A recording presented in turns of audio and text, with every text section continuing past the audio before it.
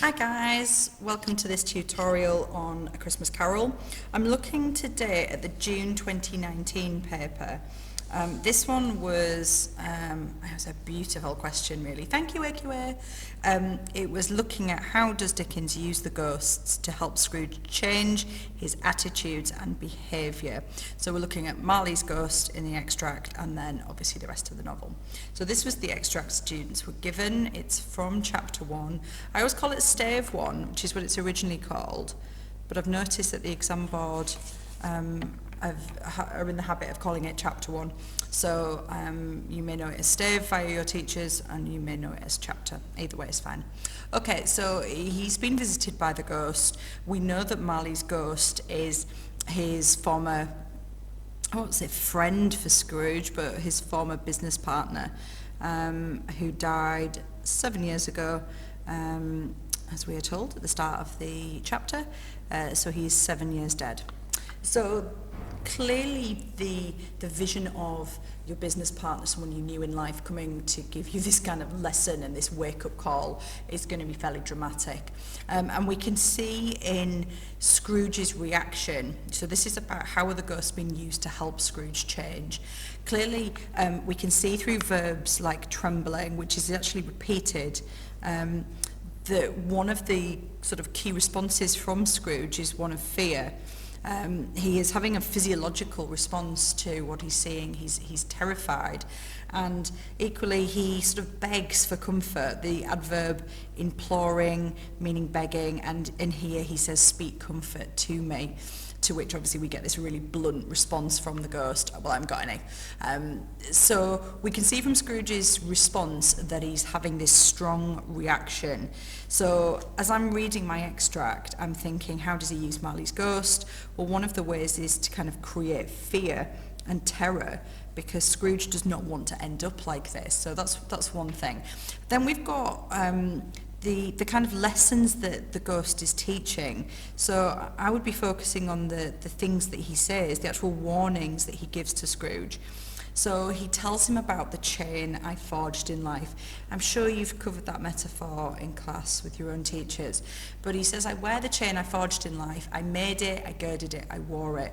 And so I think there's something, I look at the repetition of these pronouns and verbs. I made, I wore, I girded it.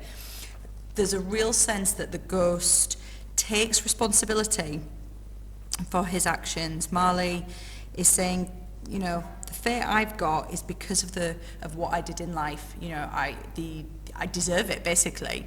And he also, you know, he asks questions of Scrooge. He makes him and sort of forces him to reflect on his own actions. So we get this interrogative. It's just a question, posh word for a question. He interrogates Scrooge to say, you know, how would you be?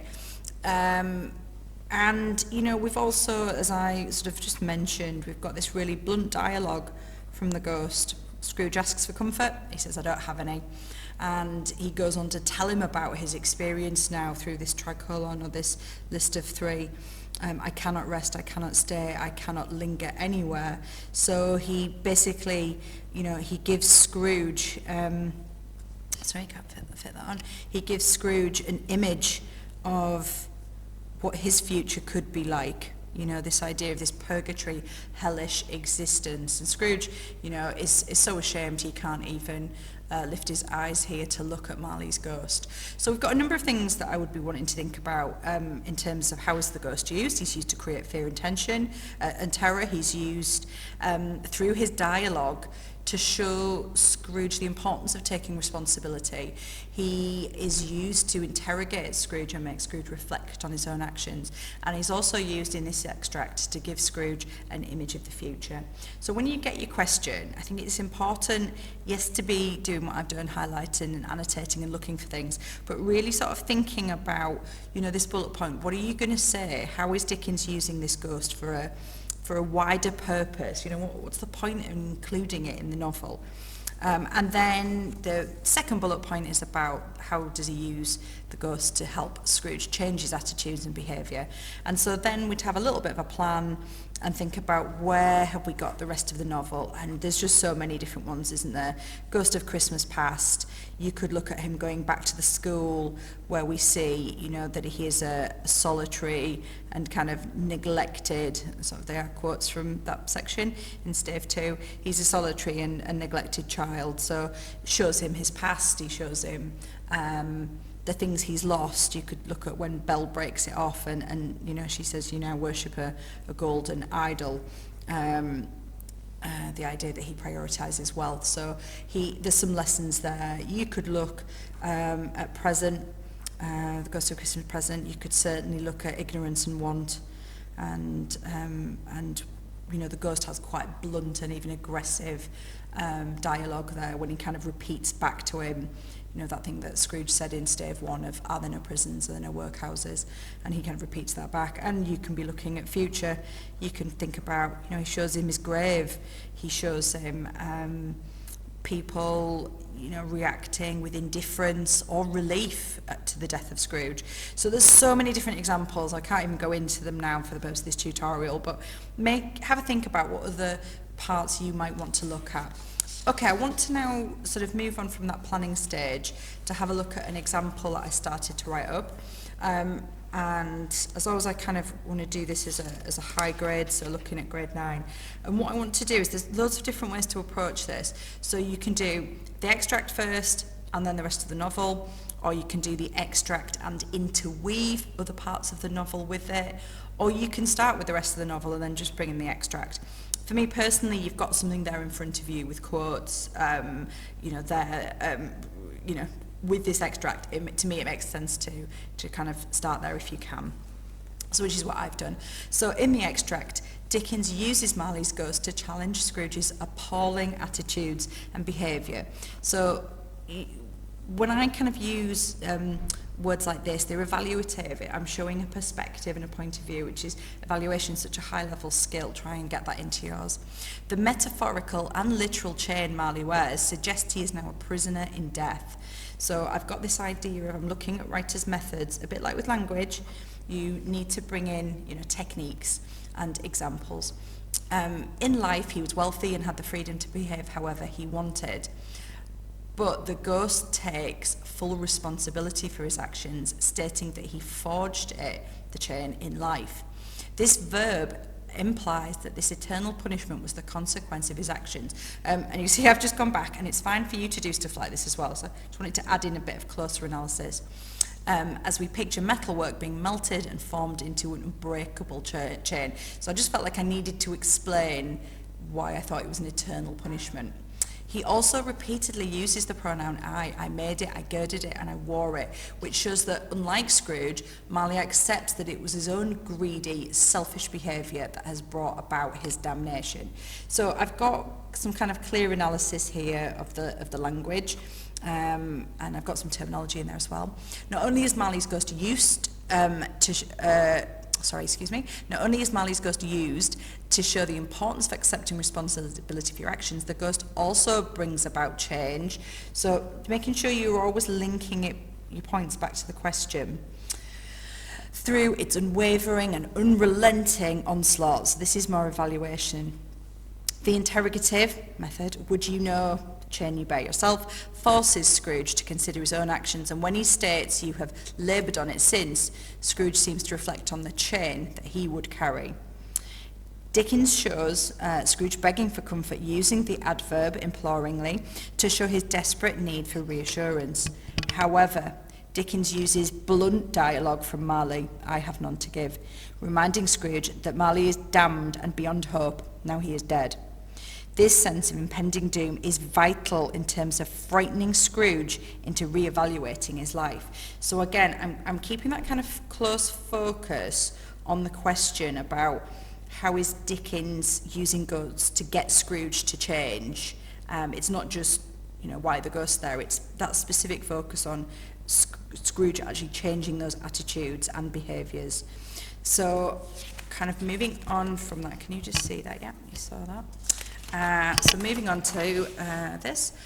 So without the certainty of where his current behaviour would lead, it is unlikely that he would have been so willing to change.